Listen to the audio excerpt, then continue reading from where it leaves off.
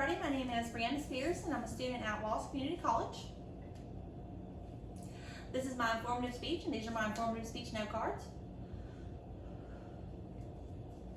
Addiction, an informative speech presentation. What is addiction? Addiction, as defined by the American Society of Addiction Medicine, is a primary chronic disease of brain reward, motivation, memory, and related circuitry. However, to me and anybody else who suffers from addiction, it is much more than this simple definition. It is the reason we lost our families, our homes, and our sanity. Today, we are going to learn how addiction affects the brain, what makes addiction a disease, and how hard it is to get sober. First, let's learn how addiction affects the brain. This is a photo of a healthy brain and a cocaine brain.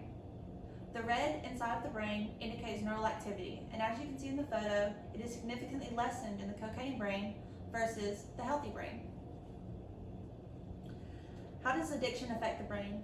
It changes the chemistry of the brain. The basal ganglia is the portion of the brain referred to as a reward center. It sends dopamine, a feel-good chemical, through the brain. According to the National Institute of Drug Abuse, drugs overactivate this circuit, producing the euphoria of the drug high. But with repeated exposure, the circuit adapts to the presence of the drug, diminishing its sensitivity and making it hard to feel pleasure from anything besides the drug. In Stacey Mosel's article, Brain Damage from Alcohol and Drugs, Is It Reversible?, published by the American Addiction Centers, she explains how different drugs can damage brain cells. Psychostimulants and alcohol can disrupt the blood-brain barrier, which changes the brain cells due to increased permeability that allows toxins to cross the blood-brain barrier more easily.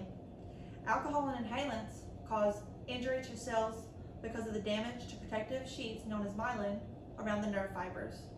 Now that we know how addiction affects the brain, let's discuss what makes addiction a disease. What makes addiction a disease? According to William Burroughs of the University of Chicago and Dante Scarpelli of the Northwest University of Chicago, a disease is any harmful deviation from the normal structural or functional state of an organism, generally associated with certain signs and symptoms and differing in nature from physical injury. This means a disease is anything psychological or physiological that does not normally occur in the body. Dr. Scott Thomas, in the article, Is Addiction a Disease or a Choice?, published by the American Addiction Centers, compared addiction with heart disease to illustrate why addiction is a disease.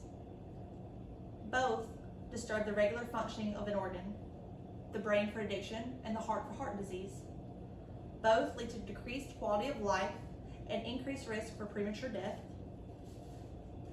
Addiction and many types of heart disease are largely preventable by engaging in a healthy lifestyle and avoiding poor choices. Both are treatable to prevent further damage. Since addiction is a disease, that means there are treatment options, right? But just how hard is it to get sober? This photo shows a healthy control brain and a methamphetamine use disorder brain after 1 month of abstinence and 14 months of abstinence. As a Research Recovery Institute states, after 1 month of abstinence, the patient's brain is clearly showing lessened activity than the healthy control brain.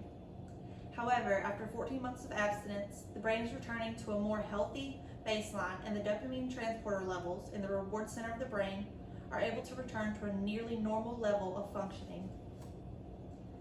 These are some statistics about addiction from the American Addiction Centers. As many as 90% of people who need drug treatment do not receive it. An estimated 40 to 60% relapse in recovery. Less than 42% of the people who enter drug treatment facilities complete it. This is a graphic showing the steps taken in a drug treatment facility setting to recover. First is detox, which is 5 to 7 days. Then we have rehab, which can be from 30 to 90 days, but can also go from 6 months to a year depending on the facility and the individual. Next we have sober living. 90 days is a minimum requirement, but it can go on for as long as 6 months to a year. And then we have aftercare and the alumni program. This means that you stay connected with your drug treatment facility and you stay connected with people who are also in recovery. These are some more statistics involving addiction. 85% of individuals relapse after leaving treatment. Women are more likely to stay sober versus men. 51% of women stay sober and 25% of men stay sober after treatment. 2/3 of individuals who enter treatment facilities relapse within weeks.